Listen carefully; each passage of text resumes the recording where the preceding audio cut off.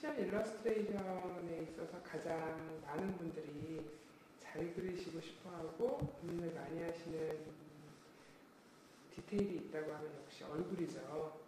그래서 저희가 패션의 완성은 얼굴, 그런 얘기가 있을 정도로 페이스에 대한 이미지는 전체적인 패션 일러스트레이션에서 굉장히 중요한 영역을 차지하는데요.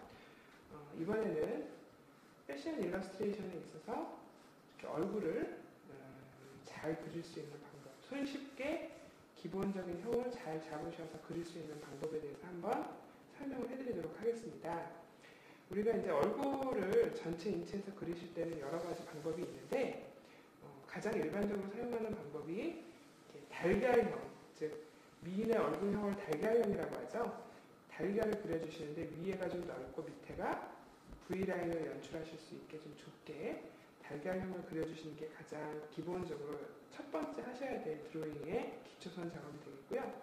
이 달걀을 옆으로 4등분, 위아래로 4등분 나누시게 되겠습니다.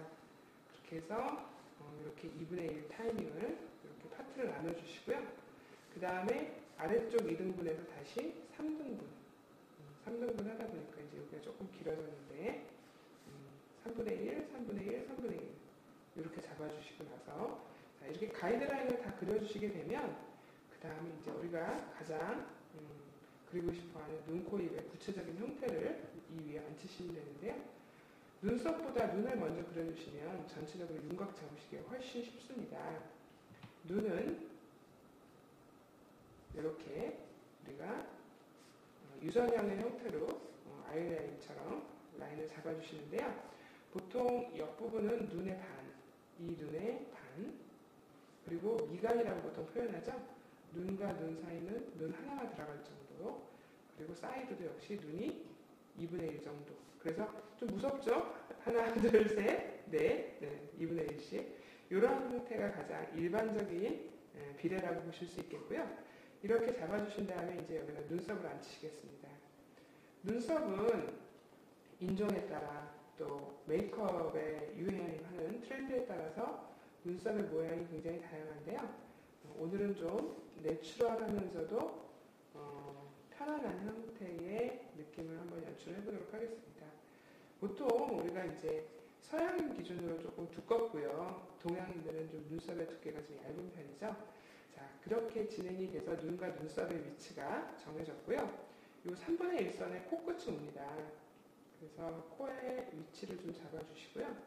그 다음에 입술은 두 번째 3분의 1선에 아래 입술선, 입술 가운데가 오시면 절대적으로 실수하죠. 아래 입술선이 잘 앉을 수 있도록 이 선에 이 아래 입술선 오는 것이 포인트이고요.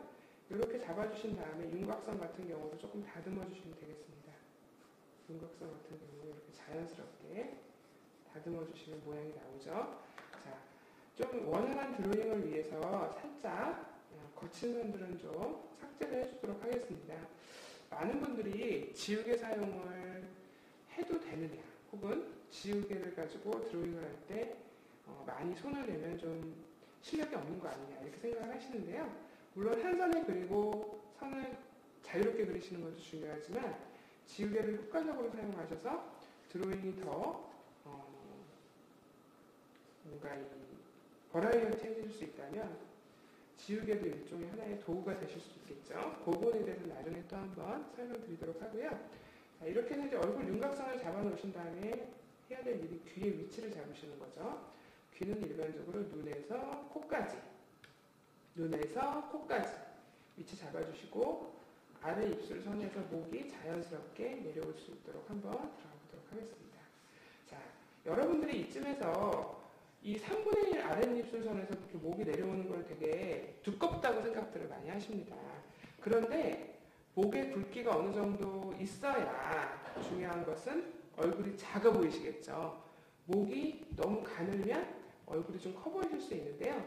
우리가 조금 유행하는 패션 일러스트레이션이나 혹은 개인의 어떤 특성에 따라서 일러스트레이터들이 목을 좀 가늘게 그려서 일부러 전체적인 분위기를 여성스럽게 만드는 경우도 있습니다. 그건 이제 저희가 데포르메이션을 많이 할 경우고요. 일반적으로는 목의 두께를 어느 정도 잡아주셔야 얼굴이 더 작아 보인다는 거. 자, 이 형태에서 헤어스타일을 한번 연출해 볼 텐데요. 우리가 흔히 얘기하는 맹 스타일은 앞에 이렇게 앞머리가 중심부에서 결을 따라 내려오는 거고요. 혹은 이 머리가 가르마라고 보통 표현하죠.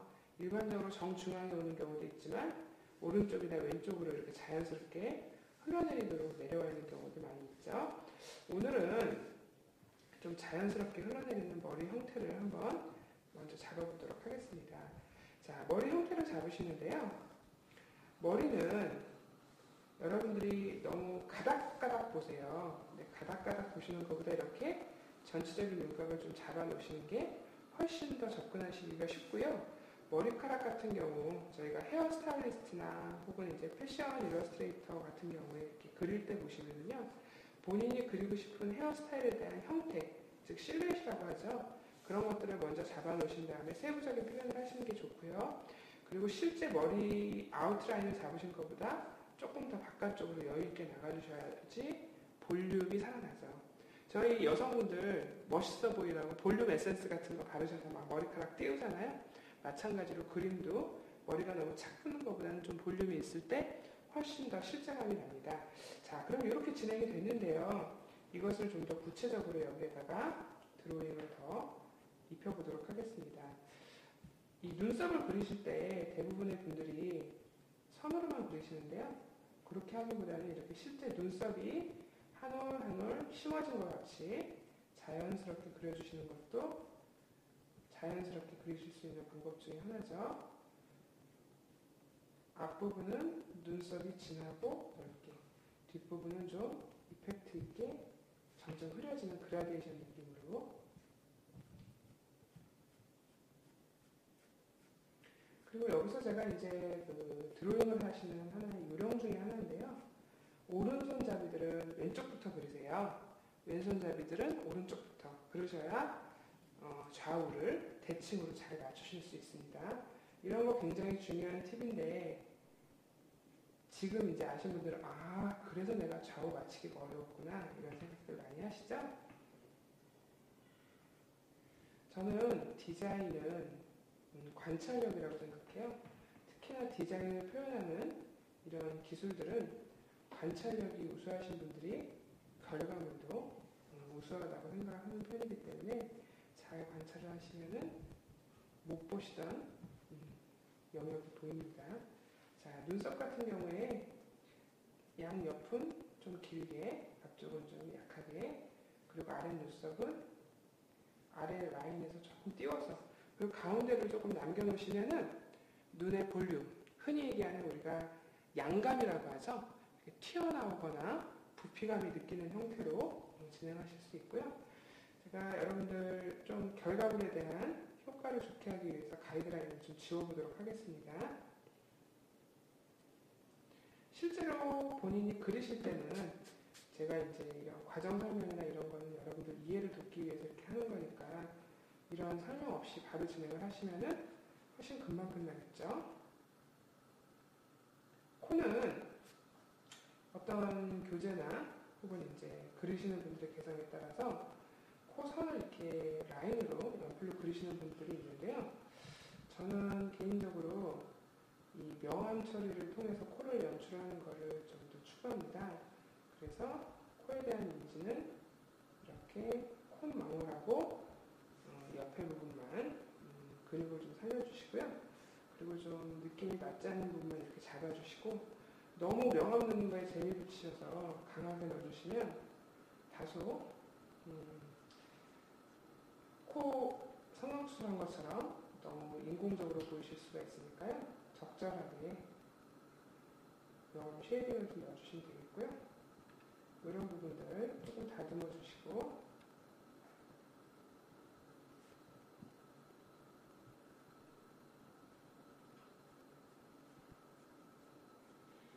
실제 우리가 사람도 좌우 대칭이 있는 사람이 거의 없다 그러죠. 좌우 안 맞는다고 너무 고민하지 마시고요. 그것도 일종의 자연스러운 하나의 표현이니까 이렇게 이쪽은 제가 쉐이딩을 조금 약하게 한번 넣어볼게요. 아까 제가 이렇게 손으로 비볐는데요. 이 비비는 것도 하나의 방법이고요. 비비는 게 좀 부자연스러우신 분들은 연필을 옆으로 뉘어서 쉐이딩만 넣어주셔도 됩니다.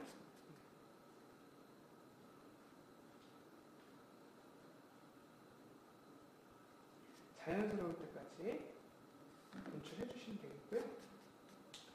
자, 그 다음에 이제 입술 들어가 보도록 하겠습니다. 그리시는 분들마다 약간의 습관인데요. 저는 가운데 입술부터 표현을 해서 전체적인 얼굴에 인상을 주는데요. 입꼬리가 살짝 올라가면 약간 그 호감형의 인상, 웃는 느낌 주면서 여성 같은 경우는 약간의 섹시한, 남자들 같은 경우는, 남성 얼굴 같은 경우에는 자신감이 좀 들게 해주는 어떤 그런 이미지가 있기 때문에 저는 다소 입꼬리를 살짝 올려서 그려주는 편이고요. 이제 광대뼈라고 보통 얘기하죠. 얼굴 라인들 이렇게 정리 한번 해주시고, 이렇게 정리 한번 해주시고, 귀도 이렇게 이제 귓바퀴라고 보통 표현을 하시죠. 제 입장에서 왼쪽 귀는 좀 머리에 가려주고요. 오른쪽 귀는 한번 열어보도록 하겠습니다. 오픈되게. 자, 헤어스타일 연출이 이제 남았는데요. 헤어스타일은 가장 중요한 게 이제 머리카락을 그리시는 거라고 생각을 하시는데요. 머리카락은 전체적으로 이 윗부분에 저희가 이제 그 밝은 하이라이트가 들어가죠. 그래서 여러분들 그 헤어 제품이나 이런 거 쓰실 때 얼마나 밝게 표현해주느냐가 관건이듯이 저희가 드로잉 할 때도 이 부분이 윤기 나게끔 잡아주시는 게 중요합니다. 그래서 연필선에 강약을 주셔서 정수리 쪽에서 연필이 강하게 나오고요. 선이 밝은 부분들은 연필선을 많이 넣지 않고 표현하실 수 있게끔 정리를 한번 하도록 하겠습니다. 이렇게 해서 밝고 어두운 명암 표현을 조금 연출을 해주시고요. 아무래도 윗부분은 선이 좀 덜 들어가시는 게 더 보기 좋겠죠. 그리고 아무리 머리카락에 이렇게 제품을 발라도 저희가 이렇게 잔머리 같은 경우도 좀 있을 수 있겠죠. 자연스러운 거 좋아하시는 분들은 연필선 너무 정갈하게 넣지 마시고요. 좀 러프하게 넣으시는 것도 괜찮습니다.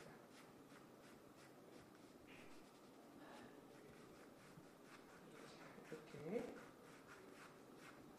귀나 얼굴 언저리 그리고 귀 뒷부분 같은 경우는 연필선을 조금 꾹꾹 누르셔서 이렇게 강하게 그려주시면은 전체적으로 얼굴에 더 밝고 어두운 음영이 살아나죠. 이런 부분들은 조금 더 진하게 넣어주시는 것도 방법이 되겠고요.